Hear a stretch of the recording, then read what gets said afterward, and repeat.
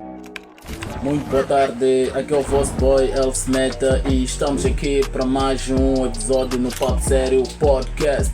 E hoje temos o nosso ativista Junta Vicente. Junta, como é que é? Boa tarde, aqui fala Junta Vicente, o ativista social, palestrante e também professor. De primeiro a dizer que estou bem, de saúde neste caso, quer certo. física assim como psicológica. Muito certo, muito certo. Então Junta deixa ficar aí na área de ativismo, tem exercido muito mais em que parte mesmo?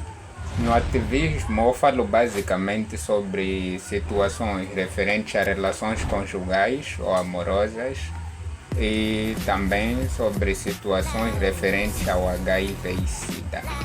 Como tem sido o engajamento aí no terreno onde você tem enfrentado o ativismo na sociedade?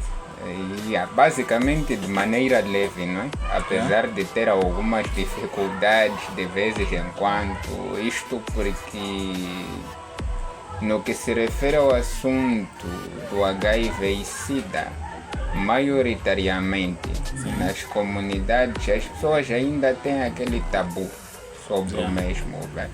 Daí que quando se aparece falando de assuntos desta natureza, em algum momento uma e outra pessoa acaba ficando escandalizada sobre o mesmo assunto. É como se do nada você aparecesse, começasse a conversar com o trem e pedisse a ele que recorresse a uma unidade sanitária para poder testar, coisas assim. Aquilo parece algo esquizofrênico para a pessoa. Muito certo, então. Mas o ativismo em si tem ajudado em que forma na sociedade mesmo? Na sociedade, primeiro é passando informações que sejam benéficas para a mesma sociedade, diferente ou referente, isto é, a várias situações de convivência no nosso dia a dia. Muito certo. Depois, não, posso prosseguir ou... Prossiga, por favor. Depois, trazendo consigo, não é? Aquilo que é a base do viver social, sobre como vamos nos comportar, quanto pessoas em sociedade, pessoas perante uma convivência com seres positivos, pessoas no que toca ao assunto de relacionamentos amigáveis, amorosos e entre as demais coisas que por ali existem. Na parte das relações também vocês estão lá para sensibilizar os casais, então? No que toca ao relacionamento amoroso, há necessidade de garantir que não é do modo geral que estamos lá, mas de modo particular. Por exemplo, eu faço esses serviços, mas isso não quer dizer que todos os que falam de HIV e SIDA também fazem serviços similares. É uma iniciativa própria falar de relação, porque eu vejo como se fosse algo necessário até um certo ponto. Então vamos constar um pouco na parte do relacionamento, né? Ok. Numa relação a dois, como é que o que eles podem fazer para serem felizes, para não ter nenhuma perturbação, nem barreiras e tal, para salvaguardar a relação? Sobre caso de relacionamentos amorosos, primeiro é que você diz a dois. Se diz a dois, significa que pode existir uma relação que não seja a dois, talvez a três ou a quatro.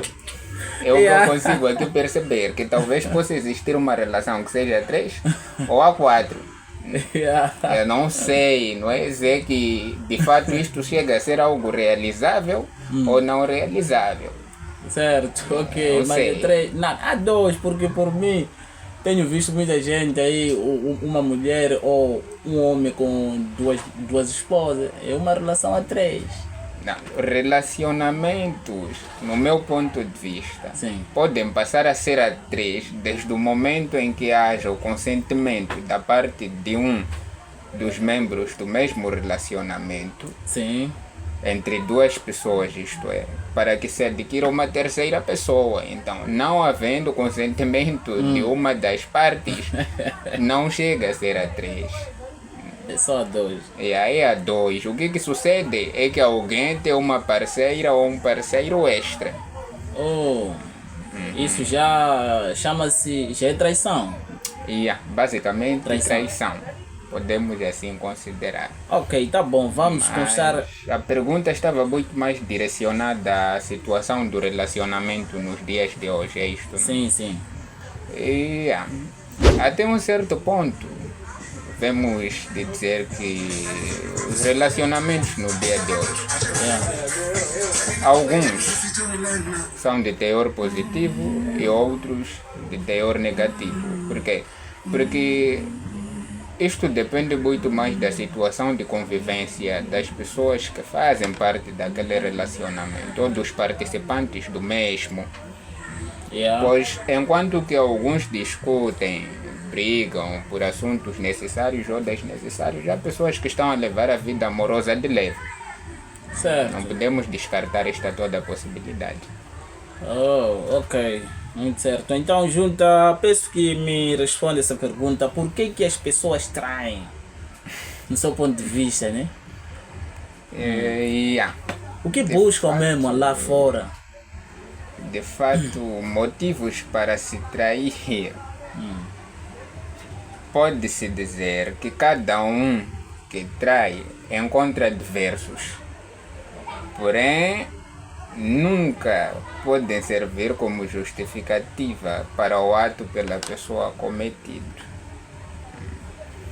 Dentre os diversos motivos que as pessoas trazem, apesar de não serem plausíveis ou aceitáveis, encontram-se a falta de atenção, o carinho, a falta de assumir as responsabilidades num certo quesito na relação, a falta de diálogo, falta de honestidade, e alguns vão muito mais longe, traindo simplesmente porque desejam ter alguma coisa extra no que se refere ao valor monetário que o parceiro não consiga dar, ou que a parceira talvez não consiga dar, porque também existem homens que se relacionam e que dependem do dinheiro da mulher para que possam manter a relação em pé.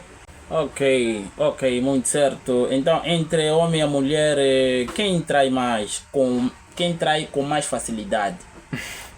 É uma pergunta meio difícil de responder, não é? Pois requer o uso de um raciocínio mais aprofundado. Porém, em linhas gerais, de maneira mais leve, Yeah. posso dizer que ambos estão inclinados para a traição com facilidade, pois isso vai depender do que cada um tem em mente no momento em que decide fazer aquilo. Tá vendo? Ok. Por exemplo, eu poderia dizer que são as mulheres, porque são as mais apreciadas nos dias de hoje, no caminho, coisas assim, são muito conquistadas, isto é, uma mulher não sai daqui até, por exemplo, o mercado, sem que alguém a chame no caminho. Tá vendo? Daí que eu poderia me inclinar nas mulheres, dizer que traem com facilidade porque são sempre chamadas, mas estaria a mentir, porque existem mulheres que, apesar de serem chamadas, ainda têm a inclinação de rejeitar a chamada daquela pessoa e prosseguirem no seu caminho. Diria eu que são os homens, porque têm desejos sexuais frequentes e também recebem muita pressão das suas parceiras, mas isto até um certo ponto também não chegaria a fazer muito sentido assim. Por quê? Porque existem homens que conseguem refrear o seu desejo sexual. Tá vendo? Oh. E nem toda a gente do sexo masculino que é aborrecido pela sua parceira pauta pela traição. Então, as duas partes com facilidade podem trair, desde que queiram fazer isto. Tipo, como podemos lidar com a dor da traição? Como a pessoa pode lidar sim, com para a dor da não, traição? para esfriar um pouco, para não doer tanto, né? Partamos do princípio de que traição é algo que dói mesmo, de fato. Certo. Até quem nunca foi traído sabe que dói. Yeah, Não é yeah. preciso ao certo vivenciar a situação para chegar a concluir de que dói. Não, todo mundo sabe que dói. Quem Yeah. foi traído, quem não foi traído, sabe que dói. Ok. Já. Como a pessoa pode lidar com isso, maioritariamente, vai depender do nível de emoções negativas que a pessoa tem naquele instante. Porque a maneira de lidar com este tipo de coisa é bem distinta. Há quem, ao descobrir que está a ser traído, quer do sexo masculino ou feminino, decide sentar, conversar com o parceiro, depois daquilo, chegar a um ponto de ainda continuar a relação, pois busca saber dos motivos que fizeram com que o parceiro ou a parceira traia ou traísse. Mas já que em contrapartida, porque foi traído, decide simplesmente, apesar de também buscar as razões pelas quais o parceiro fez aquilo, sair da relação. E há quem em contrapartida já não sabe se sai ou não sai. Fica no meio entre Yeah. sair e não sair. Oh. Pode até optar por ir se distrair, sai, beba algum copo, conversa com uma dama, se for uma mulher, conversa com um rapaz, coisas assim. Pode até chegar ao ponto de se envolver sexualmente lá fora, em contrapartida, pagar por aquilo que foi feito. Mas, assim que regressar a casa, não sabe se é que continua na relação ou não continua na relação. Isso vai depender muito mais daquilo que a pessoa sente naquele instante e de como decide lidar com aquilo tudo. Ok, tá Mesmo bom. por aí. Mas e como é que podem se comportar duas pessoas já comprometidas numa relação? Porque nos dias de hoje não está fácil andarem juntos na linha reta. Será que devem, na parte da mulher, devem ignorar as amizades masculinas e se tivesse algumas, tinha que impor limites? E na parte também do homem também, tem que ignorar todas as mulheres, todas as amigas, não ter nenhuma amiga, ou tem que ainda continuar com aquilo? Eu parto do princípio de que alguém comprometido não pode ter muitas amizades do sexo oposto. Oh, Se eu estou numa relação, eu sei que estou neste negócio de maneira séria, então devo evitar manter muito contato com pessoas que sejam do mesmo sexo que a minha parceira. Por quê? Porque até um certo ponto aquilo pode acabar gerando uma insegurança a ela. sim. Assim como ela também, por sua vez, deve evitar manter muito contato com pessoas que são de um gênero igual ao meu, pois aquilo pode me gerar insegurança por último. Pode até se dizer que é só uma amizade, mas eu não sei quais são as intenções da pessoa. Certo, certo. Não sei, pode até ser minha amiga e ter suas intenções extras em meio à amizade. Eu acredito que juntas já estás numa relação, certo?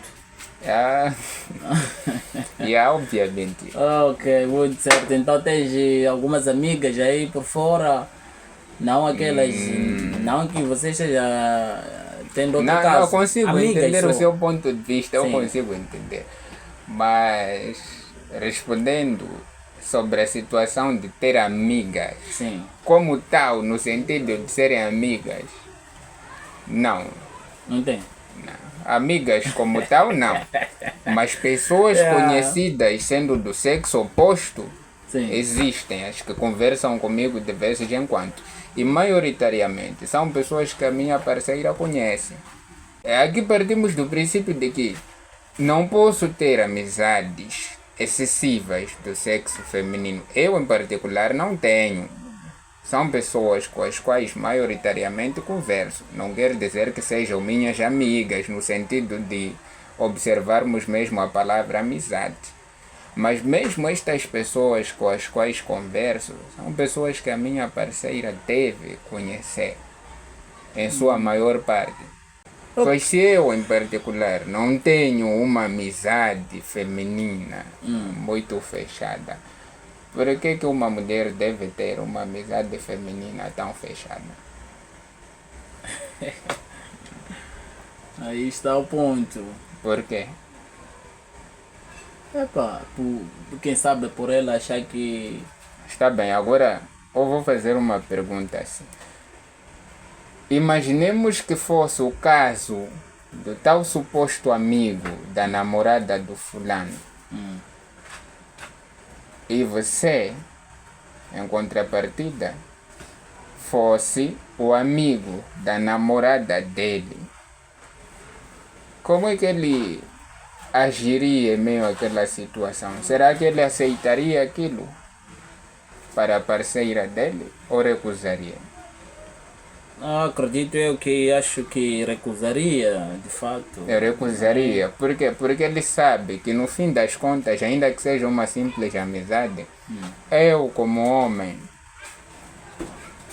terei sempre a inclinação de desenvolver algum pensamento que vá além da amizade. Normalmente, sempre se deseja algo a mais numa amizade entre um homem e uma mulher. Pode até suceder que no começo seja uma simples amizade. Mas tempos depois, uma destas pessoas sempre há de ter uma intenção extra para com a outra. Não digo que em todas as amizades que são do sexo oposto as coisas terminam em relacionamento amoroso, em envolvimento sexual, não. Existem pessoas que de fato mantêm a amizade no seu sentido natural, sentido verdadeiro. Uma amizade entre um homem e uma mulher. Existem pessoas que conseguem fazer isso. Mas existem outras que por natureza não estão muito capacitadas a aceitarem ser deste tipo ou ser deste mundo. Então, quando por natureza você sabe que eu não hei de conseguir, melhor é evitar. Eu, por exemplo, assim, não vou querer ter uma amizade com uma dama de poses. Talvez eu saiba que em alguns aspectos eu não vou querer ter uma amizade com uma dama que eu saiba que em alguns aspectos ela pode facilmente fazer com que eu me atraia pela mesma. Não vou, pois eu me conheço, eu sei que até o ponto X, Y e Z facilmente eu posso abrir o campo para que as coisas mudem de uma amizade comum a um relacionamento que vai além disto. Então o que eu faço? Evito, corto as linhas, prefiro ficar só em conversinhas numa vez e outra, além de levar aquilo como uma amizade muito séria. Percebo, junta, Vicente. Então, junta o nosso tempo. Não espera. Se deixei de fazer uma pergunta que junta gostaria que eu fizesse, deixa ficar aí. Não, eu julgo que foi tudo, não é? Pois desde o momento em que tenhamos sentado para podermos ter um papo desta natureza, tu te preparaste, assim como eu em algum momento acabei desenvolvendo um pouquinho aquilo que é o meu campo de estudos no que toca ao assunto relacionamento, para adquirir mais algumas informações extras sobre o mesmo assunto e ter como partilhar com as pessoas que nos assistem neste determinado momento. Então julgo que não sobrou nada ao certo que se devesse perguntar. Talvez eu esteja equivocado neste quesito e ainda tenhas alguma coisa por perguntar. Ok, não tem nada. Então é assim, família, assim foi mais um episódio no Papo Sério Podcast com Junta Vicente, o nosso ativista, professor e o palestrante